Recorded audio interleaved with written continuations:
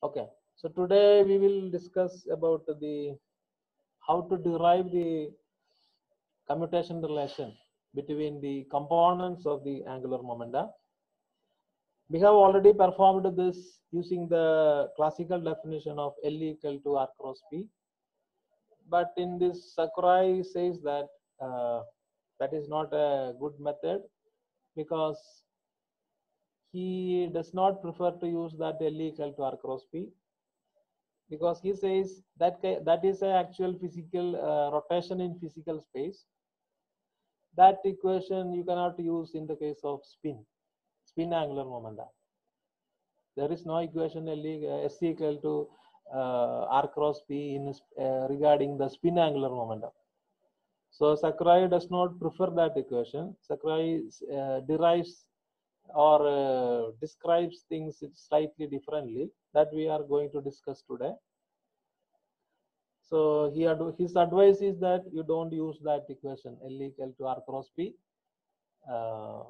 But some other books, Tangappan, etc., they use that classical equation, and they convert the dynamical variables into the corresponding operators, and then they are using it in such a way. Okay, but what Sakurai is saying is correct, because in the case of spin we don't have that equation. Sakurai starts with this idea of spin, so he is having some other method in obtaining the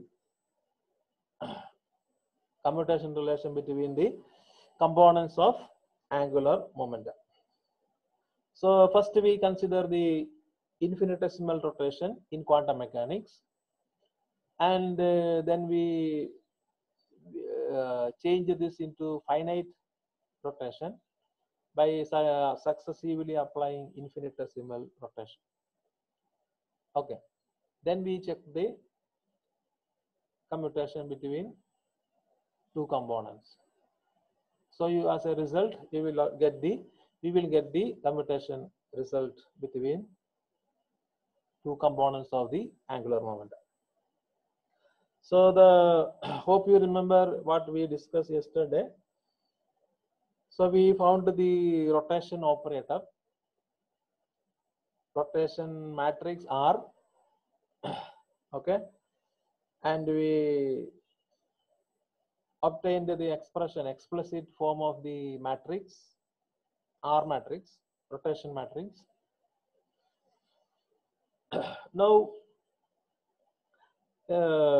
using the same idea, we introduce an operator corresponding to the rotation matrix R, which is actually the Heisenberg's idea, or the reverse of that. What Heisenberg told is, corresponding to every operator there exists a matrix. So the reverse of that is, every matrix is an operator. Okay, mathematical operator. It does some change. In our case, the rotation matrix R does the rotation. Okay, so it rotates the physical system. So we know that rotations generally affect the physical systems. System gets modified, system gets changed after rotation. Okay, so now initially the system, state of the system is represented by a ket alpha. Initial state of the system is represented by ket alpha. Okay, so we are from the physical space, we are coming to the ket space or linear vector space or Hilbert space. Okay, so let the operator, so this is our initial state vector or state ket, we say state ket. Let this Kählian D of R is the operator corresponding to the matrix R. So D of R represents the rotation operator, okay, corresponding to the rotation matrix R. If you want, you can put the cap here. Above D, you can put the cap, or we are using the Kählian D, so no need of cap. So Kählian D represents that rotation operator corresponding to the matrix R. R we have found yesterday. So when D of R is acting on this ket alpha, what do you get? You get the rotated system or another state which is represented by alpha of R. Okay, ket alpha R. R means it is rotated. This is rotated system. So D of R acting on alpha, you get the rotated alpha. Okay, so this is the operator equation for rotation. I think this is clear.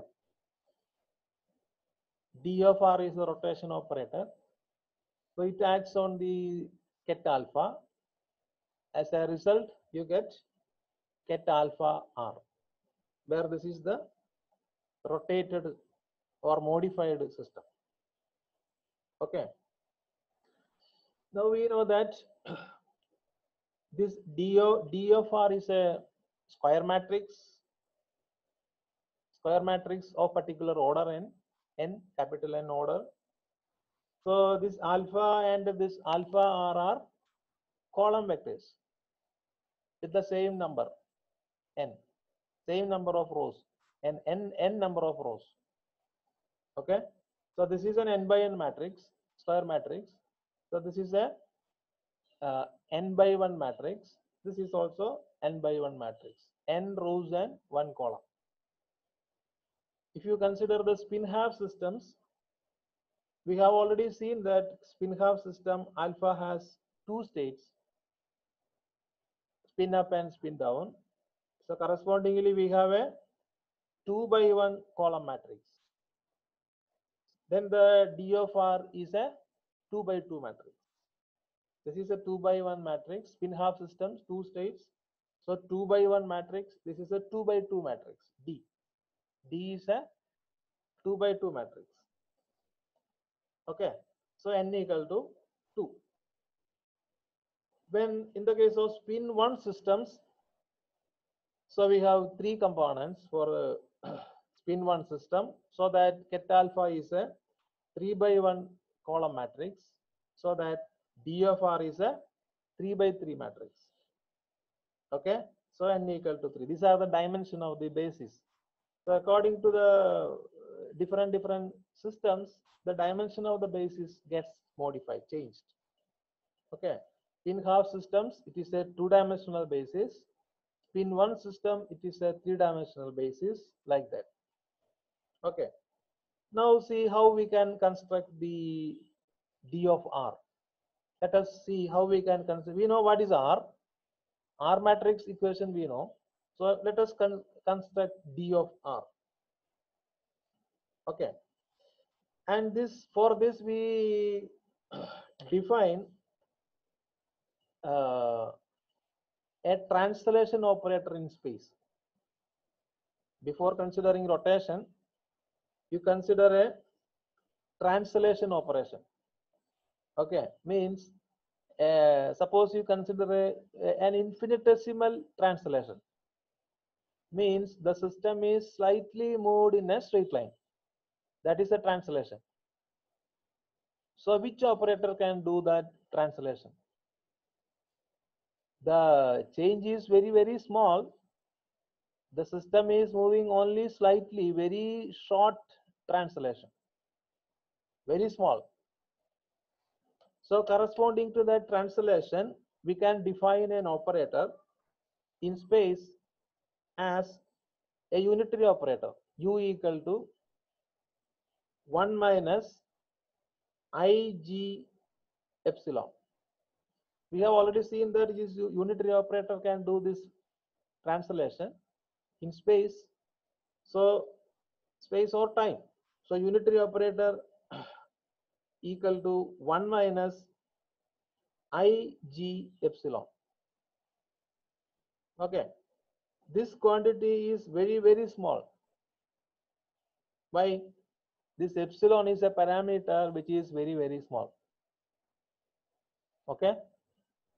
So u epsilon, you can define like this. Actually, this one does nothing. Actually, one does nothing. Identity operator does nothing. So along with the one, a very small quantity can put plus or minus, no problem. So we are taking minus IgE, minus Ig epsilon. I is for making that unitary, u dagger u should be 1. So this you can write it as e to the power of x minus x, so that u dagger is I. So this operator is capable of taking this a infinitesimal translation in space. Is that idea clear? Actually, G is the, what is G? G is the, I is a complex number, epsilon is a very small parameter, constant, 0, 0, 0, 1, like that. G is actually a generator of space translation. Okay, so G generates this U. These all other things are constant. U is an operator corresponding to the G operator. What is G operator? G actually generates this translation in space. Okay, so epsilon is a very small parameter. G is a Hermitian operator which does this space translation. Okay, so actually how which operator can move the particle in space? Which operator can move the particle in space? When the particle moves, there is a momentum associated with the particle, momentum. Okay, so momentum operator can do this space translation. If the particle is having a momentum, particle can move in space. So we can say that G is nothing but P, momentum. Okay, G is nothing but momentum. So we assume that it is a one-dimensional. So we take Px by H cross is for some normalization purpose. We take H cross. So H cross is actually a constant, but that is needed. So G actually P is the important factor. G you can choose it as Px by H cross. So we can say that the momentum operator does the translation in space. Okay, is that clear? So two things should be clear. Any unitary operator you can define like this. It is very close to 1, but not 1. It is 1 plus or 1 minus Ig epsilon. I is a complex number that is needed to make U unitary. Then epsilon is a small parameter and G is the generator of the operation. If it is translation or if it is rotation, like that, G generates this unitary operator. Okay, is the idea clear? This idea we require again. In a next chapter also we require this idea. So any unitary operator you can define like this. It is very close to 1, but you add or subtract some quantity. One is complex number, another is a very small parameter to make sure that this is very small. Then G is an operator which generates this operation. So space translation is actually done by momentum, because momentum is the moving property of the moving particle. Okay, so momentum, we can say that momentum generates space translation in space. Okay, so G equal to, you can choose G as Px by H cross. You can choose epsilon as Dx, very small delta x, or epsilon you can choose as dx. So you can substitute it here for g and epsilon. So px by h cross dx, px dx by h cross is the unitary operator which does the space translation. Now, how you can, another next question is how you can perform a similar time translation. Who can perform the time translation? Equation is same. Hamiltonian. Eh? Hello? Hamiltonian. Yeah. All this not, I think this is not to you because classical mechanics also deal such things. So similarly, we can write infinitesimal time translation operator is also equation, the same equation, but there you can choose G as Hamiltonian by H cross, H by capital H by H cross, and epsilon as dt, small interval of time. Okay. So similar arguments, take similar arguments. How you can represent rotation, infinitesimal rotation? How you can create a rotation operator? In the same way, you can create the rotation operator. So there, or angular momentum, rotation means angular momentum. Okay. So in the case of rotation, who is the generator? In the case of rotation, the generator is angular momentum operator. Okay. So this is the idea we just found. Momentum is the generator of translation in space. Hamiltonian is the generator of time translation in time. Similarly, angular momentum is the generator of rotation in space. Okay, that is the idea. So angular momentum operator, we can call it as JK, JK, JK operator. Okay, where K is the axis about which it operates. So JK, angular momentum operator is JK. So JK can produce infinitesimal rotation, very small rotation. Okay, angular momentum operator JK can produce infinitesimal rotation in space. Okay, so JK produces infinitesimal rotation around the kth axis. K is the axis, kth axis by angle d phi. So you can choose G as JK, generator as JK by H cross, and epsilon as d phi. Is the idea clear?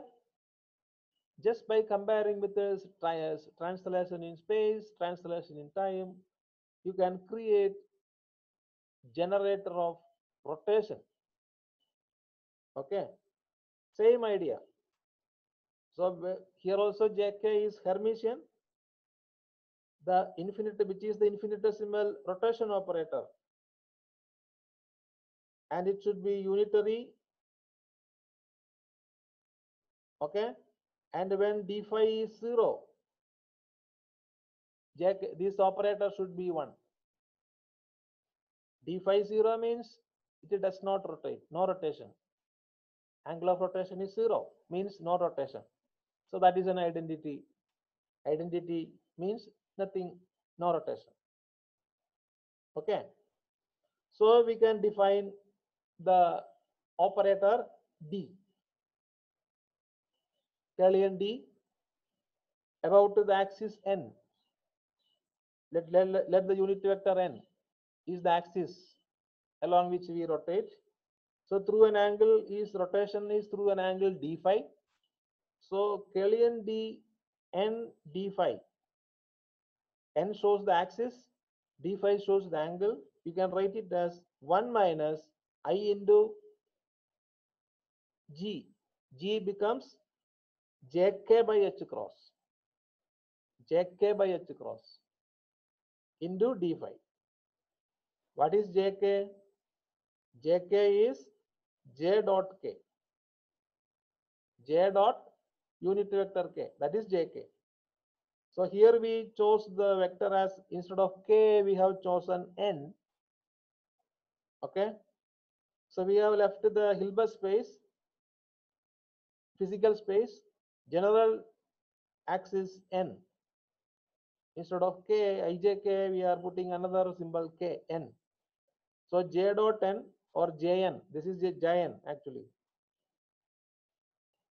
Okay, so you can write 1 minus I into J dot N by H cross D phi as the rotation operator.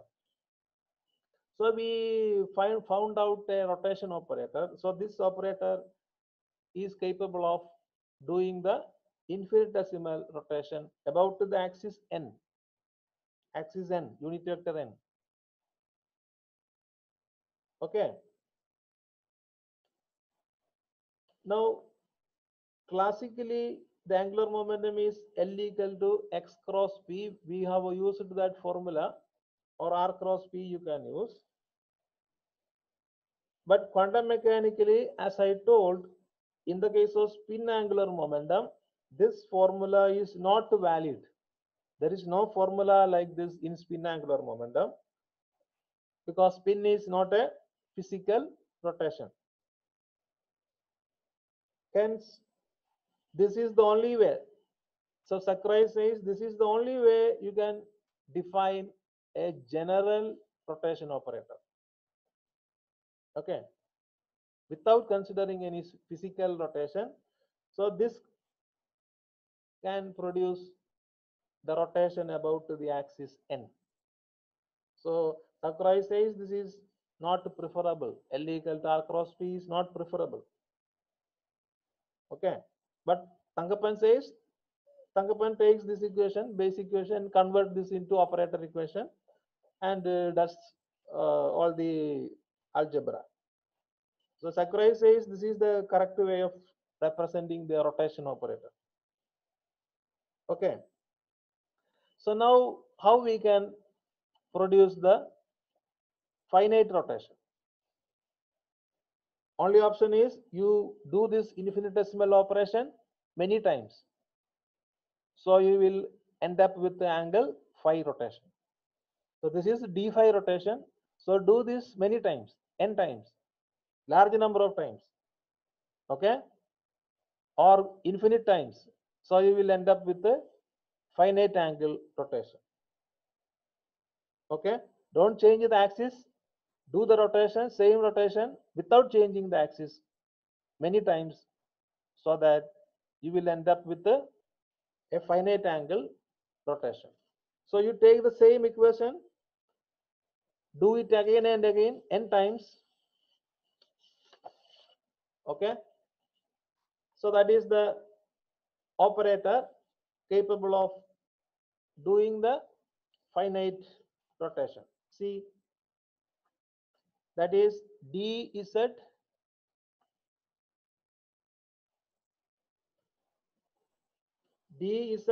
phi. So we have replaced d phi by phi. Then this is the square, what is written in the square bracket is the operator 1 minus jz by h cross. Now see, this epsilon, what we have written here is, see, 1 minus I, then z axis we have chosen as z axis. So I am writing j dot z k vector. So that is jiz. Okay, jiz by h cross. Then d phi is the epsilon or small factor that I am writing as phi by n. Okay, so do this n times, the n times d phi operation. Okay, so that the d phi small angle you can write it as total angle by number of operations n. Okay, so do this infinitesimal operation n times, raised to the power of n, to the power of n. Let n goes to infinity, limit n goes to infinity. Then only, why it is infinity? Because d phi should be very, very small, infinitesimal. So n should limit n tends to infinity. This operator, d phi operator, raised to n times. So n means, power n means you do that n times, one by one, on the same axis. Is that clear? Now this equation, you can write it as 1 minus x. You can write it as e to the power of minus x. So e to the power of x is 1 plus etc. So this square bracket term, you can write it as e to the power of minus x minus I j z by h cross phi by n, all to the power of n. Okay, so the n and n cancels, so you get e to the power of minus I j z by h cross phi. Okay, now again this you can write it as expanded exponential, because this is very small, so you can write it as 1 minus x, oh actually 1 plus x, then plus x square by 2 factorial. So neglect the higher terms, plus etc. is there, you neglect the higher terms. So dz of phi becomes 1 minus I jz by h cross phi. Here I square will come, minus square will become plus, I square becomes minus. So jz square by 2h cross square phi square. Okay, is the rotation operator dz phi, finite rotation operator.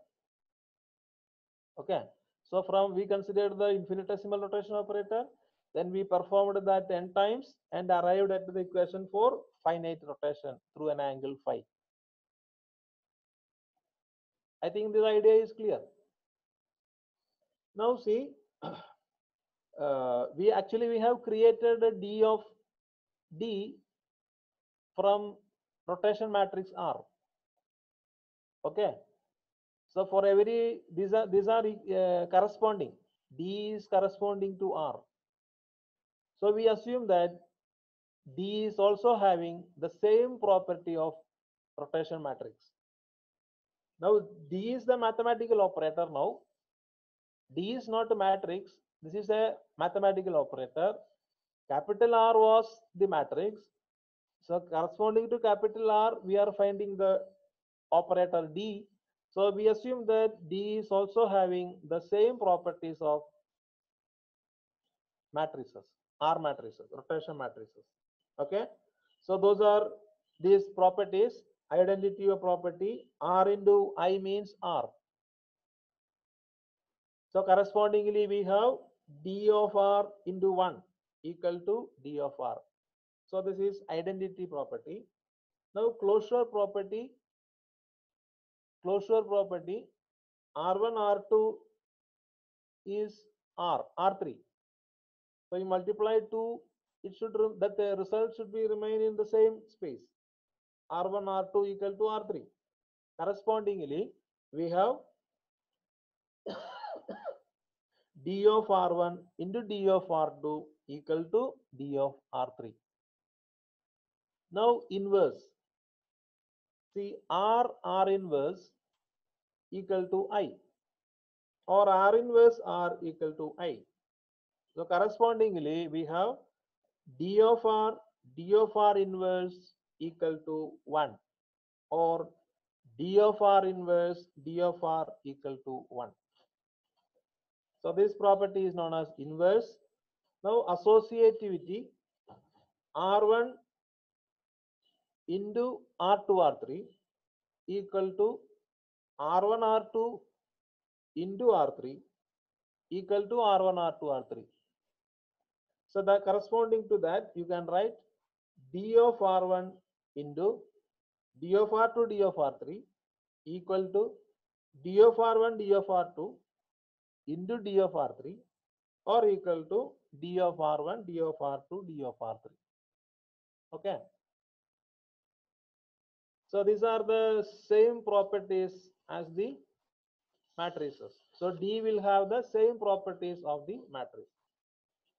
So now I am going to wind up with a homework to you. Okay. So using this finite rotation operator, now you find what is dx dy minus dy dx.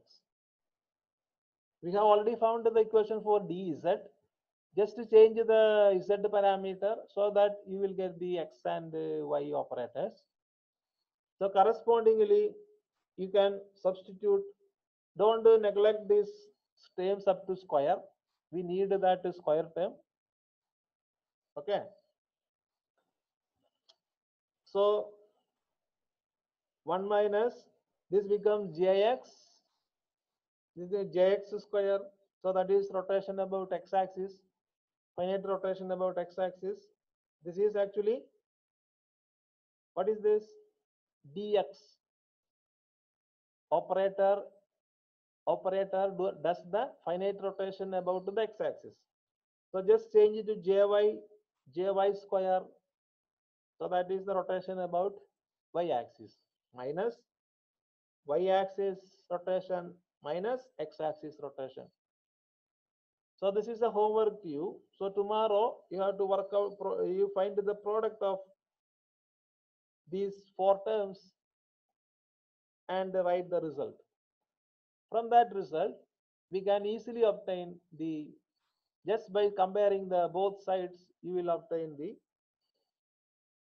commutation relation between the components of angular momenta. So this is a very novel method because this is also valid for spin also. Okay, so that is one of the good feature of this Sakurai book. Derivation of, you can derive this commutation relation from the basic concepts of rotation. It need not be the rotation in space. Consider a unitary rotation, an infinitesimal rotation, make it finite. Okay, then check the commutativity. From that, we will get the commutation relation. So that we will continue tomorrow. I think, hope idea is clear. You have to perform this multiplication. Okay, so tomorrow